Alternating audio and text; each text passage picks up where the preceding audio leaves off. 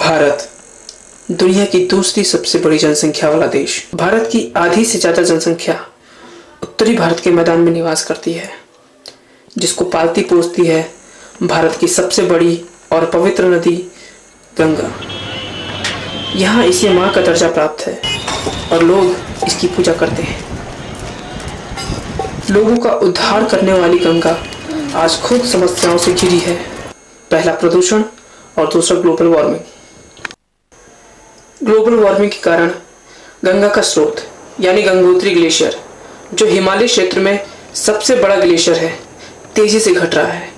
इसकी घटने की दर 19 मीटर प्रति वर्ष है, लेकिन 20वीं सदी के पिछले 25 सालों में यह 850 मीटर से उड़ चुका है, यानी 34 मीटर प्रति वर्ष। गंगा ही नहीं, हिमालय के दूसरे ग्लेशियर भी इसकी चपेट में हैं।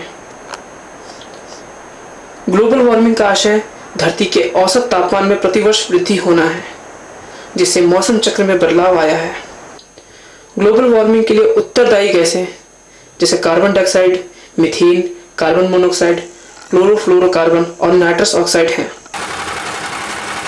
और काफ़ी डिफेक्ट आया है। अच्छा। जैसे कि खेतों में जो अनाज बो रखा है वो एकदम ड्राई हो गया, वहाँ पर खेत में पानी ना होने की वजह से, और गर्मी इतनी होगी कि लोगों का स्वास्थ्य एकदम खराब होने लग गया। पानी की किल्लत भी हो रही है, पानी की काफ़ी किल्लत हो रही है, और जिससे निराश हो रहे हैं पर्यटक। तो आगे नीचे जा रहे हैं तो कह रहे हैं कि वहाँ पे तो बर्फ़ है ही नहीं, अब क्या करेंगे।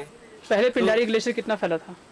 पहले तो काफ़ी था। जब मैंने देखा था, करीब मैं 15-16 साल से यहाँ पर पोर्टर और गाइड का काम कर रहा हूँ, तो तब काफ़ी बड़ा था ग्लेशियर।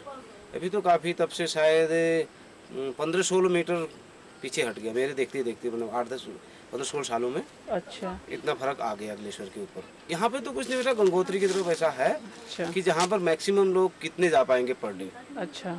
इस टाइप का। क्योंकि जो आदमी के जलने से या उसके होने से जो उसकी गर्मी बढ़ जा रही है वहाँ पे, तो इसलिए वो उसका लोगों का जो वहाँ जाना है वो थोड़ा कम कर दिया। अब इतना ड्रॉट इस साल पड़ गया है, अगर 2-3 साल और पड़ जाएगा ना तो मतलब जो है इस जहाँ पे पानी की साधना नहीं होगी ना, सही वहाँ बात जो है बगीचा जो है खत्म हो जाएगा। नहीं, और बारिश भी मतलब बारिश भी कम हो रही होगी। बारिश भी कम हो रही है।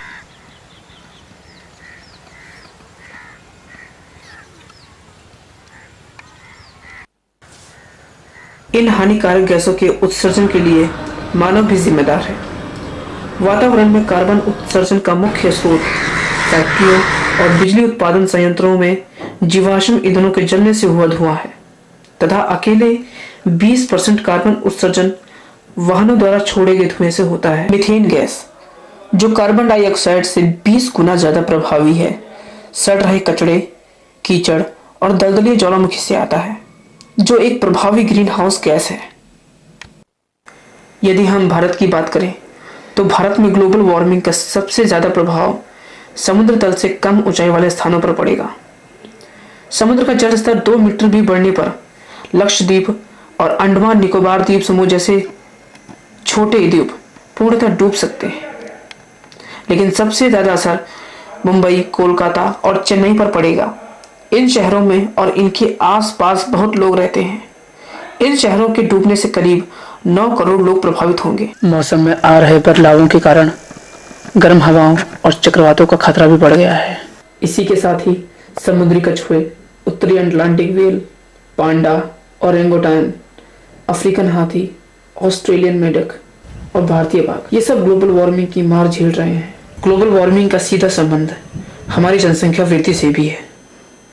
भारत में जनसंख्या वृद्धि किसी भी अन्य देश के मुकाबले ज्यादा है, जिससे यहाँ गरीबी, बीमारी के साथ साथ बेरोजगारी बढ़ रही है। फलस्वरूप लोग काम की तलाश में शहरों का रुख कर रहे हैं। इस कारण शहरों का विस्तार हो रहा है।